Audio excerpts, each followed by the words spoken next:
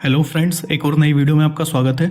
और आज हम लोग आए हैं देव गुराड़िया में गुटकेश्वर महादेव मंदिर में भगवान भोलेनाथ के दर्शन करने के लिए। गुटकेश्वर महादेव शिव मंदिर इंदौर से लगभग 10 से 12 किलोमीटर की दूरी पर नेमावर रोड पर स्थित है। आप इस मंदिर तक स्वयं के साधन से आसानी से पहुंच सकते हैं। इंदौर और उसके आसपास के लोगों के बीच देव गुराड़िया में बना ये शिव मंदिर बहुत फेमस है। दोस्तों, आप इस वीडियो को एंड तक देखिएगा। इस वीडियो में आपको मंदिर से जुड़ी हुई बहुत ही रोचक जानकारियां मिलने वाली हैं। महाशिवरात्रि के समय इस मंदिर में भक्तों की भारी भीड़ देखने को मिलती है। महाशिवरात्रि के पर्व पे दर्शन करने वालों की संख्या लाखों में पहुंच जाती है।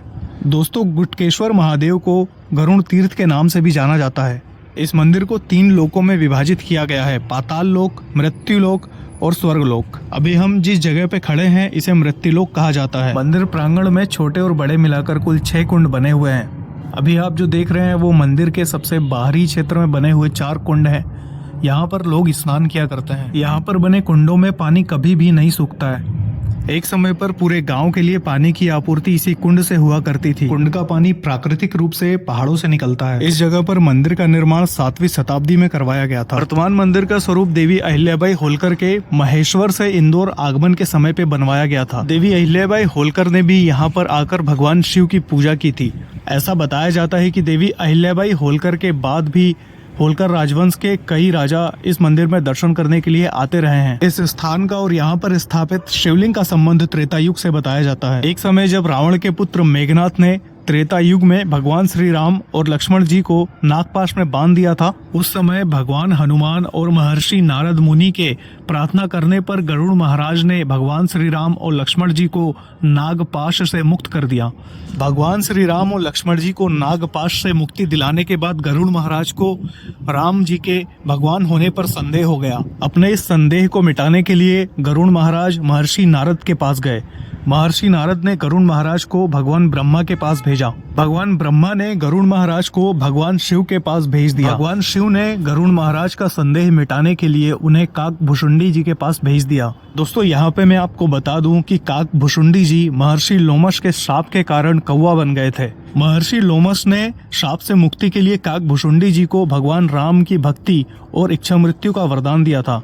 काकभुशुंडी जी ने गरुड़ महाराज को पूरी राम कथा सुनाई, तब जाकर गरुड़ महाराज का संदेह दूर हुआ। दोस्तों, अब आप लोगों में से कई लोगों के मन में ये सवाल होगा कि काकभुशुंडी जी को राम कथा किसने सुनाई थी। काकभुशुंडी जी ने ये कथा तब सुनी थी जब भगवान शिव माता पार्वती को राम कथा सुना रहे थे। काकभुशुंडी जी से राम कथा सुनकर गरुड़ महाराज का संदेह जैसे ही दूर हुआ, उन्हें अपने किए पे बहुत पश्चाताप हुआ। इस बात का प्रायश्चित करने के लिए गरुड़ महाराज मालवा के पहाड़ों के इस क्षेत्र में आए और इसी स्थान पर भगवान शिव की तपस्या करने लगे। गरुड़ महाराज की तपस्या से प्रसन्न होकर भगवान शिव ने इसी स्थान पर उन्हें दर्शन दिए। ऐसी मान्यता है कि भगवान शिव के दर्शन देने पर गरुड़ महाराज ने भगवान शिव से प्रार्थना की कि जिस प्रकार आपने दर्शन देकर मेरी मनोकामना पूर्ण की है, उसी प्रकार आप यहाँ पर स्थापित होकर अपने भक्तों की मनोकामना को पूरी कीजिए।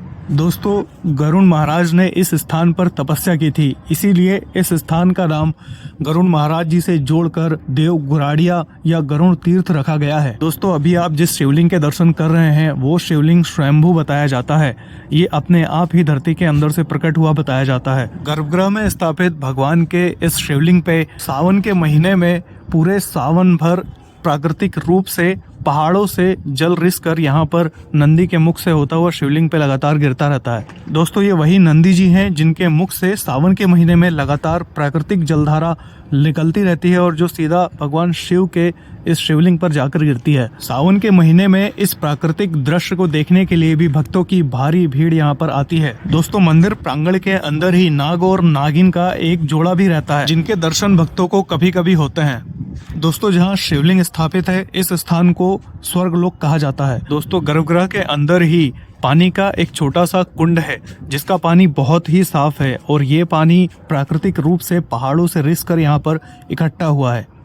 दोस्तों, इस कुंड का पानी इतना साफ है कि इस कुंड में चढ़ाए हुए सिक्के भी आपको पानी के अंदर बिल्कुल साफ साफ दिखाई देंगे।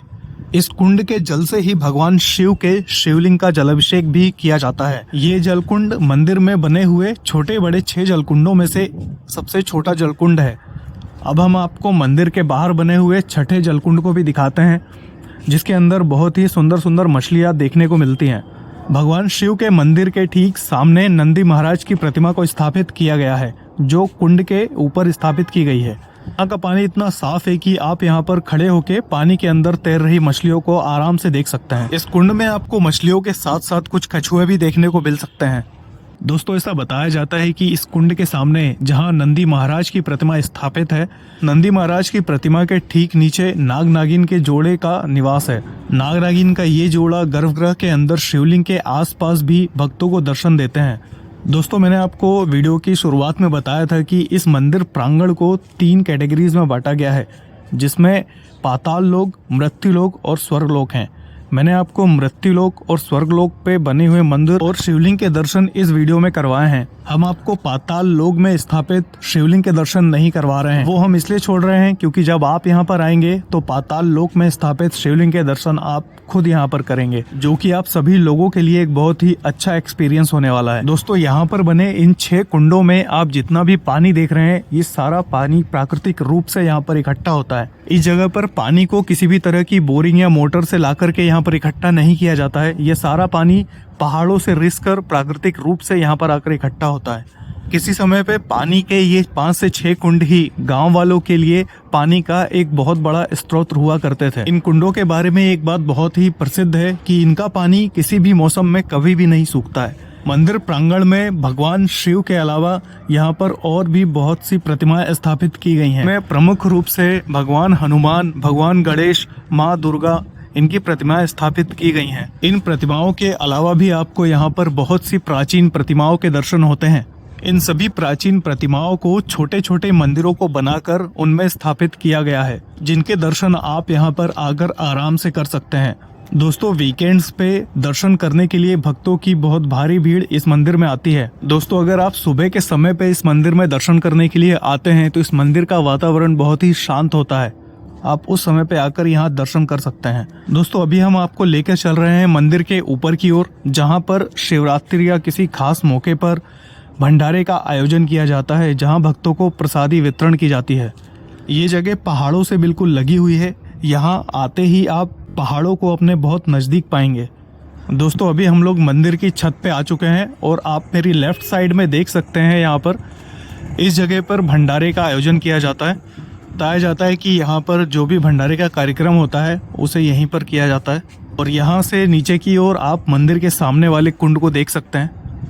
इस जगह से मंदिर का बहुत ही प्यारा व्यू दिखाई देता है। और पीछे की ओर मैं आपको दिखा देता हूँ, यहाँ से पहाड़ियाँ शुरू हो जाती हैं। यहाँ आपको बहुत सारे मोर दिखाई दे रहे होंगे। दोस्तों, आपको हमारी ये वीडियो कैसी लगी आप हमें कमेंट करके जरूर बताइएगा। आपने हमारा चैनल सब्सक्राइब नहीं किया है तो आप इस चैनल को सब्सक्राइब कर लीजिए, क्योंकि हम इसी तरह की और भी वीडियोस लाते रहते हैं। तो हम आपको मिलते हैं अपनी अगली नई वीडियो में। तब तक के लिए हर हर महादेव।